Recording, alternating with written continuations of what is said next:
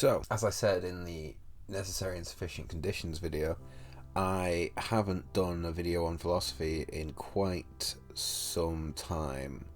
So I decided that since I'm back in the UK, I would do one on Eudaimonia. So let's discuss Eudaimonia. What is it?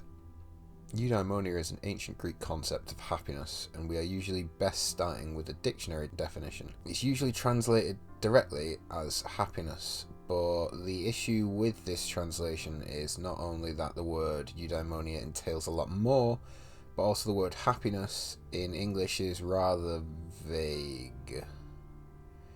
So let's consider what happiness can mean in English for a start. It can mean simply that one is in a good mental state, but it could also mean pleasure as in physical pleasure and other things, which is definitely not what eudaimonia is about. Eudaimonia is about having a good life. It is not as simple as happiness. It's better defined by living well and faring well. It's not as simple as feeling pleasure. It's more of a constant state that is achieved over the course of someone's life. A good example of this in ancient texts is Herodotus. Yeah, we're back there. We're back at Herodotus.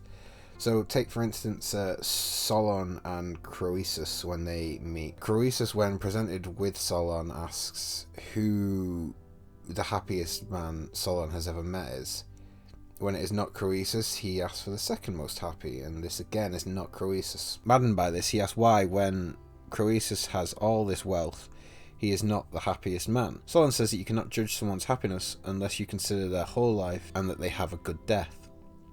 This sums up the concept of eudaimonia well. You have to have a good life in general, but there's a few different versions which we'll now get into.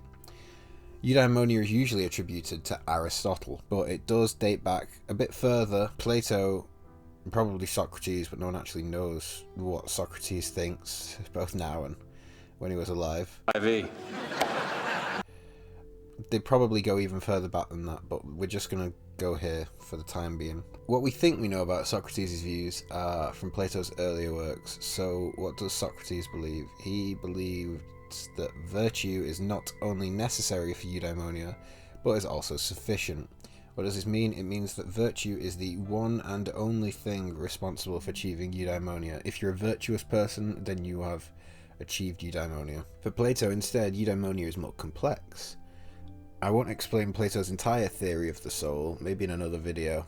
It would be quite fun actually. But essentially, the soul is divided into three parts. The appetite, unruly and purely focused on physical pleasures. The spirited side, concerned with honour. And lastly, the rational part of the soul. This part is concerned with wisdom. For Plato, eudaimonia is about achieving a balance between these three parts of the soul. But not in even parts. The rational part of the soul should be in control.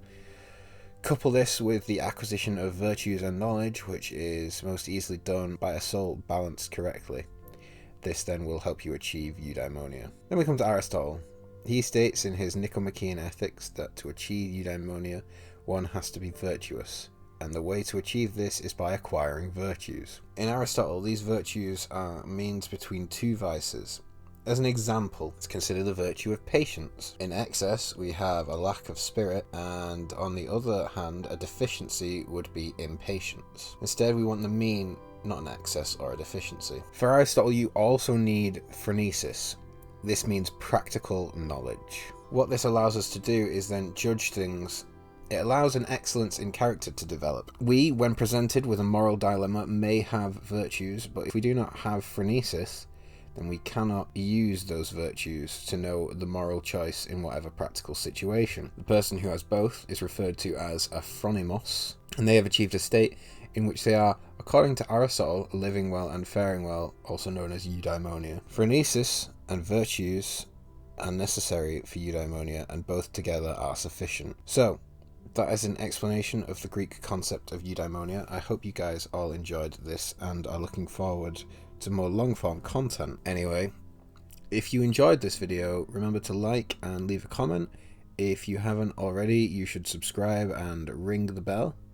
If you're finding this on TIL vids, you should check out my YouTube, and if you're on YouTube, check out TIL vids. The links will be in the description anyway. Also in the description will be my social medias and my Reddit. Go follow them. And I will see you next week, babies.